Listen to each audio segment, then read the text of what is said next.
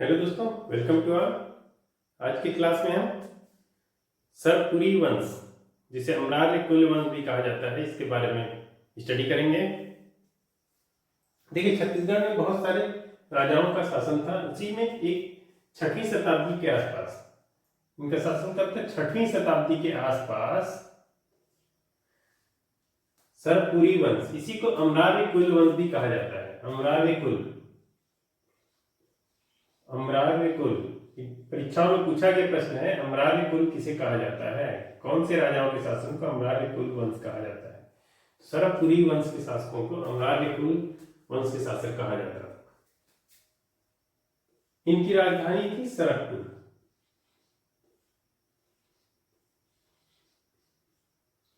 सरपुरी वंश के राजाओं की राजधानी थी सरकपुर, सरबपुर।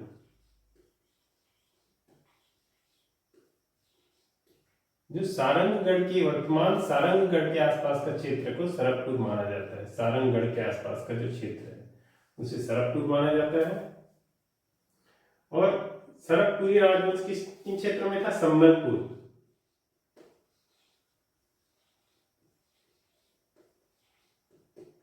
रायगढ़ और रायपुर, इन क्षेत्रों में इनका शासन था। जो सरबराज या सरकपुर जो क्षेत्र था, सरकपुरी वंश का जो क्षेत्र था, संबलपुर, रायगढ़ और रायपुर के आसपास के जो क्षेत्र हैं, ये सरकपुरी वंश के शासकों का यहाँ आधिपत्य था, या यहाँ इन्होंने शासन किया था। इनकी राजधानी सरकपुर, सारंगगढ़ थी, जो वर्तमान में सारंगगढ़ के आसपास के क्षेत्र को ऐसा माना जाता है। सरकपुरी वंश के संस्थापक थे सरबराज।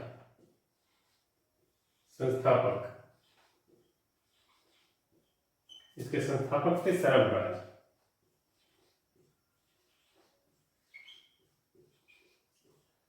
सरबराज का उल्लेख भानुगुप्त के एरण अभिलेख से मिलता है। भानुगुप्त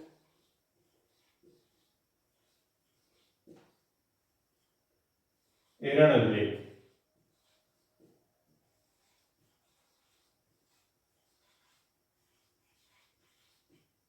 भानुगुप्त के 510 ईस्वी का सरपुरी वंश के संस्थापक सरबराज थे, जिनका वर्णन भानुगुप्त के 510 ईस्वी के एरण अभिलेख में उसमें उल्लेख किया गया है सरबराज का। और यह माना जाता है कि यह जो सरबराज थे, यही सरपुरी वंश के संस्थापक थे। सरपुरी वंश में एक शासक थे महेंद्र।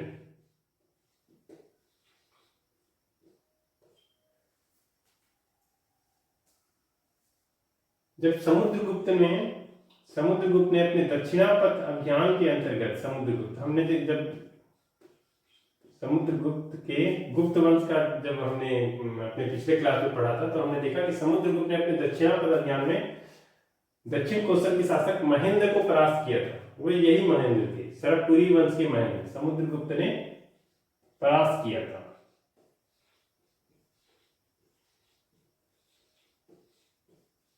हमने पढ़ा था समुद्रगुप्त ने दक्षिणापथ अभियान के दौरान दक्षिण कोसल के शासक महेंद्र और महाकांतार के शासक डाकघरज को परास्त किया था। ये जो महेंद्र थे वो सरपुरी वंश के शासक थे।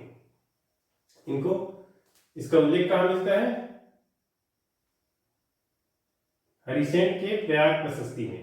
समुद्रगुप्त के जो कवि थे हरिसेन, इनकी प्रयाग प्रशस्ति में इसका उल्लेख किया गया। प्रयाग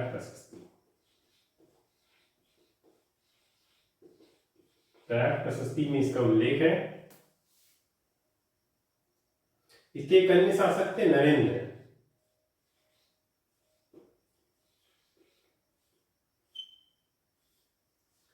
सरपुरी वंश के एक अन्य शासक थे नरेंद्र।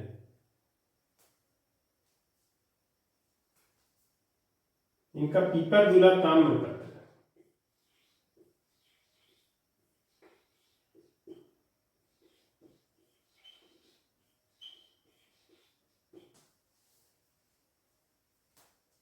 जो एक अन्य शासक थे नरेंद्र, इनका पीपरदुला ताम्रपत्र प्राप्त होता है, जो बहुत ही महत्वपूर्ण है, इंपॉर्टेंट है। याद रखना है कि सरपुरी वंश के शासक नरेंद्र जो थे, उनका पीपरदुला ताम्रपत्र प्राप्त हुआ है। इसके बाद एक अन्य शासक हुए थे प्रसन्नमात्र।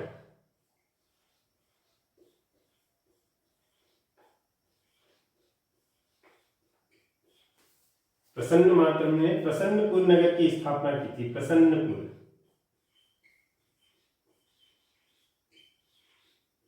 प्रसन्नपुर निडिला नदी के किनारे। कहा?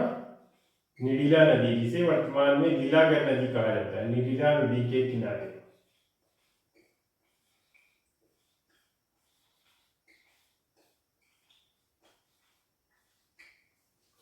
प्रसन्नमात्र ने प्रसन्नपुर नदी की, प्रसन्नपुर नामक शहर की स्थापना की थी, नगर की, जहां निडिला नदी के किनारे। इसे मल्हार के नाम से इसे पहचान किया गया। मल्हार, यह लीलागर नदी के किनारे स्थित है मल्हार।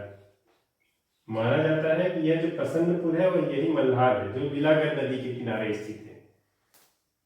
लीलागर नदी के किनारे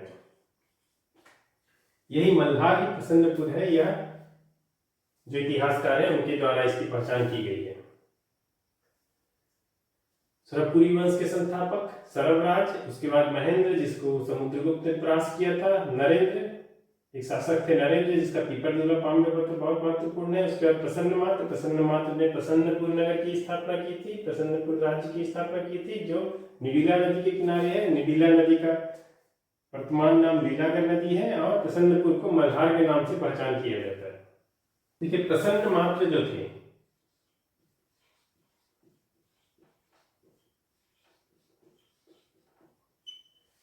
इन्होंने प्रसन्नपुर शहर की स्थापना की और इनके जो सिक्के प्राप्त होते हैं, प्रसन्नमात्र के सिक्के जो प्राप्त हुए हैं, उसमें इनके सिक्कों में गरुड़,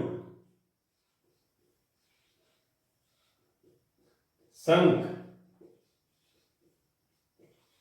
और चक्र अंकित किए गए। प्रसन्नमात्र ने सिक्के जारी किए। ये सिक्के थे स्वर्ण और रजत के सिक्के। स्वर्ण रजत दोनों के सिक्के, सोना और चांदी दोनों के सिक्के जारी किए थे, जिनमें गरुड़, शंख और चक्र अंकित किए गए थे। प्रसन्नमात्र के दो पुत्र हुए, जयराज। एक थे जयराज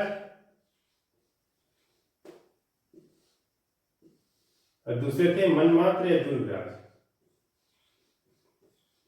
मनमात्र या दुर्गराज। जयराज पहले शासन करते हैं, उसके बाद मनमात्र या दुर्गराज का शासन करते हैं। दुर्गराज माना जाता है, मनमात्र या दुर्गराज ने दुर्ग शहर की स्थापना की थी। दुर्ग शहर की स्थापना, वर्तमान जो दुर्ग है, दुर्ग शहर की स्थापना दुर्गराज ने की थी, ऐसा माना जाता है। इसमें विवाद है, बट कुछ विद्वानों के द्वारा, कुछ इतिहासकारों के द्वारा यह माना जाता है दुर्गराज ने, मनमात्र या दुर्गराज ने दुर्ग शहर की स्थापना, उनका नाम था मनमात्र, इन्होंने दुर्ग शहर की स्थापना की, इसलिए इनको दुर्गराज भी कहा जाता है। प्रसन्नमात्र के दो पुत्र थे, जयराज और मनमात्र, जिसमें मनमात्र दुर्गराज ने दुर्ग शहर की स्थापना की, ऐसा माना जाता है, जिसके कोई भी लिखित उल्लेख प्राप्त नहीं होते हैं, बस इतिहासकारों के द्वारा कहीं कहीं कुछ उल्लेख के आधार पर यह माना जाता है। सरवपुरी वंश में ही महासुदेवराज या सुदेवराज एक शासक थे। सुदेवराज, जिनका दरबारी था इंद्रबल। इसी इंद्रबल में बाद में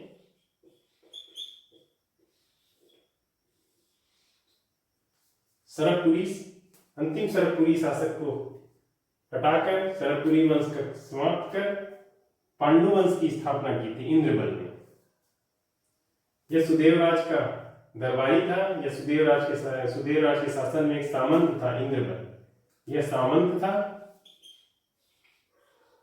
जिसने बाद में पांडु वंश की स्थापना की थी। और सरवपुरी वंश में एक बहुत ही महत्वपूर्ण, जो तालागांव बिलासपुर से, तालागांव बिलासपुर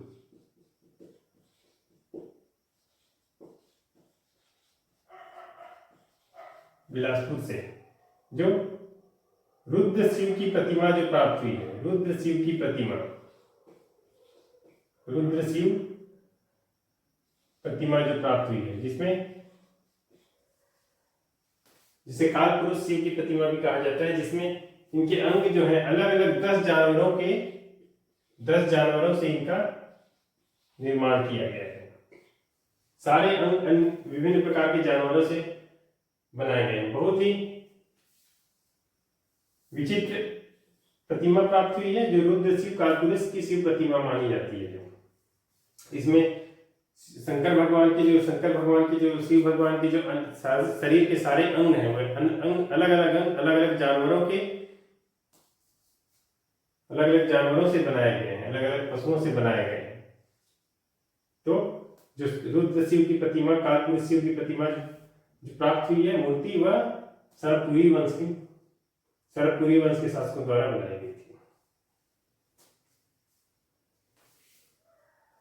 सरपुरी वंश के जो इनकी मुद्रा थी, राजमुद्रा, इनकी राजमुद्रा थी, उसे गजलक्ष्मी कहा जाता है। गजलक्ष्मी महत्वपूर्ण है, याद रख लीजिएगा। इनकी प्रतिमा को इनकी राजमुद्रा को गजलक्ष्मी कहा जाता है। अंतिम सरकपुरी शासक को, सरकपुर का शासन जब चल रहा था, तो अंतिम शासक जो थे उसको इंद्रबल ने उनको परास्त कर दिया और पांडु वंश की स्थापना कर लिया था। इस प्रकार से सरकपुरी वंश समाप्त हो जाता है। आज का क्लास यही समाप्त करते हैं। अगले क्लास में हम नलवंशी शासकों के बारे में अध्ययन करेंगे, कौन कौन से उनके शासक ने छत्तीसगढ़ में शासन किया था।